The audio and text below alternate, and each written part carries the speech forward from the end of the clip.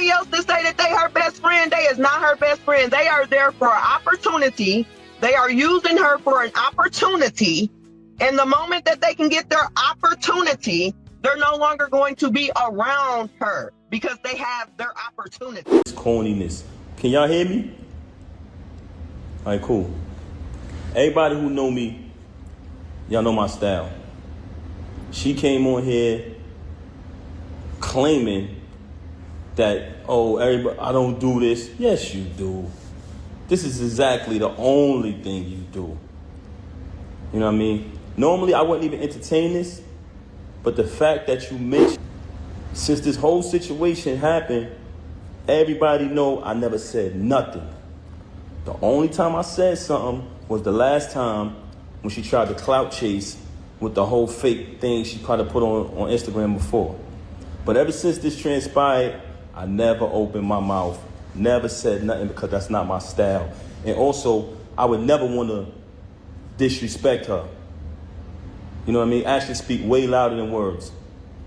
Everyone assumed that Papoose would remain silent indefinitely, retreating into the shadows while the internet burned with speculation. For a significant period, it genuinely appeared as though he intended to let the storm pass without uttering a single word, maintaining a stoic silence that many interpreted as dignity or perhaps shock. However, that assumption was shattered when he finally decided to open his mouth, and the result was far more chaotic than anyone could have predicted. What emerged from that silence did not clarify the situation.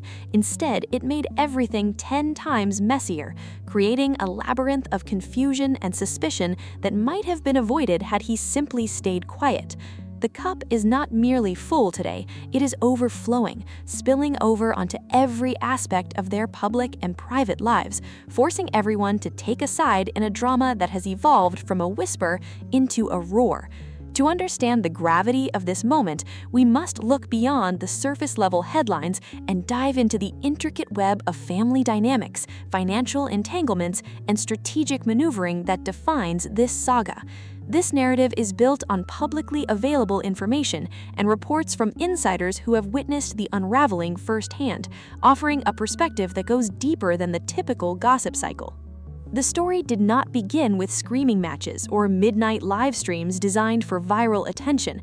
It started much more subtly, with a simple disagreement that initially seemed insignificant, the kind of minor tension that exists in almost every close-knit family. There were awkward silences at gatherings, questions that hung in the air unanswered, and a general sense of unease that nobody wanted to acknowledge out loud. On the surface, everything appeared normal, but underneath, the foundations of trust were already cracking. Then, Shields stepped forward, and the claims she made were anything but small talk. These were serious allegations that stopped rooms cold, involving accusations of financial manipulation and quiet decision steering. She alleged that Papoose had been influencing Claressa's choices in ways she did not even notice while they were happening, describing a pattern of small, subtle moves that looked harmless in isolation, but allegedly built into a specific, controlling structure over time.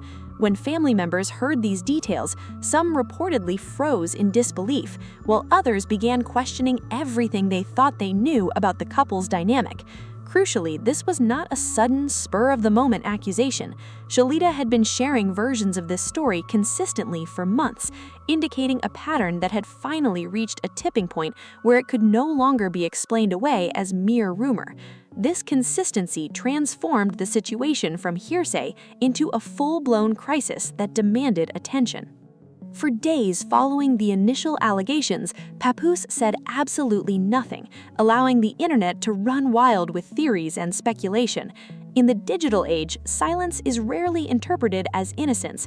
Rather, it creates a vacuum that people rush to fill with their own assumptions. Fans, insiders, and even close family members found themselves asking the same question: why is he not saying anything? However, those who believed he was idle during this period were mistaken.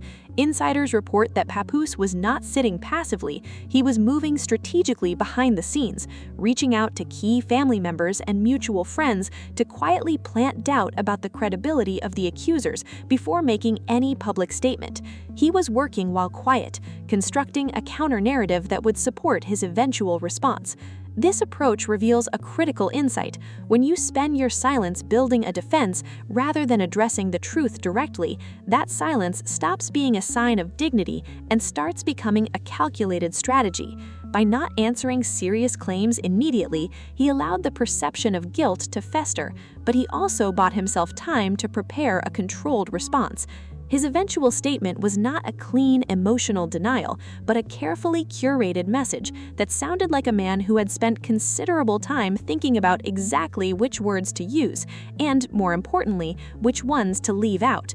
If the delivery felt rehearsed, it was, because this is what strategic communication looks like when someone knows that receipts and evidence exist somewhere in the background. Contrast his current calm composure with his public behavior alongside Claressa in previous years.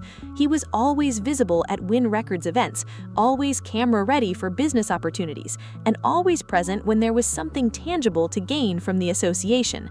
Yet when personal accusations landed, he became measured, careful, and deliberately calm. An innocent person typically tells the truth and lets it stand on its own merit, without the need for such meticulous narrative management. One insider described watching the entire situation unfold like a chess match, noting that chess players don't make moves based on emotion. Every single move is calculated 3 steps ahead, anticipating the opponent's reaction and planning the countermove. This level of calculation is not an answer to allegations of betrayal. It is a dodge dressed up in a calm voice. The calmest people in a storm are often the ones who knew the storm was coming long before anyone else did, suggesting that Papoose may have been aware of the brewing conflict and prepared for it accordingly. Meanwhile, Claressa was reportedly not just hurt, but blindsided, experiencing a completely different kind of pain. The betrayal hit harder because it came from someone she trusted with everything: her career, her resources, her future plans, and her name. Claressa has been financially supporting those around her for years, buying siblings cars, purchasing a house for her mother, and helping with bills, pouring her resources into the people she loved. The allegation that the person closest to her was steering decisions in his favor behind the scenes adds a devastating layer to the financial angle, suggesting that her generosity may have been exploited. However, the most significant shift in this narrative is not what Papoose said, but how Claressa responded. She reportedly began documenting everything, collecting screenshots, saving messages, and organizing financial records. She stopped moving from pure emotion and started moving from evidence. When someone who has been reacting emotionally suddenly begins collecting receipts, it signals a woman who has made a very serious, irreversible decision about the direction of this conflict. One side is bleeding out loud, expressing pain and anger, while the other side is calculating in silence, preparing a legal or public relations defense. This contrast tells you everything about who is scared and who is confident in their position. The family subsequently split down the middle, with some relatives standing firm with Claressa, asserting that no one should have their trust taken advantage of in such a manner. Others leaned toward Papoose, convinced by his calm and composed demeanor, proving that calmness can be contagious and persuasive. When one person remains unbothered while the other is visibly falling apart, observers naturally begin to question who is telling the truth, regardless of the actual facts. Group chats turned into battlegrounds, with messages flying non-stop and voice notes so emotional that the actual words were barely discernible. Even those barely connected to the situation were dragged into picking sides, illustrating how there is no neutral ground left in this family dispute. The cousin, Shalita, did not drop the bombshell and disappear. She reportedly continued to share more details in private conversations, adding specifics and laying out moments that people had previously dismissed as nothing. Someone making things up usually gets quieter under pressure, but someone telling the truth often gets louder and more detailed. This persistence kept the pressure on, leading to a direct face-to-face confrontation that sources say left everyone nearby stunned. Claressa reportedly entered the room with a mix of anger, betrayal, and heartbreak, asking how he could manipulate her after all the years of trust. The room went dead silent until Papoose responded with ice-cold calmness, leaning back and stating, "I am not manipulating you. You just were not seeing the full picture." This response was devoid of empathy, matching none of her energy. While Papoose remained composed, composure is not the same as conviction, and strategic behavior is not the same as innocence. Claressa's emotional response was raw, but emotion is not synonymous with falsehood, and hurt is not synonymous with lying. One side played this like a chess match, focusing on strategy and image, while the other played it from the heart, focusing on truth and betrayal. In the long run, only one of these approaches wins genuine trust, because people can feel the difference between someone who practiced their response and someone who is simply living their truth. This was never just about one statement from one cousin. It is about a pattern of control, benefit, and cost. Who has really been steering the wheel? Who benefited most from the arrangement, including the $8 million deal and public appearances? The gap between what is shown to the cameras and what happens behind closed doors is exactly where the truth lives. And right now, that gap is wider than ever.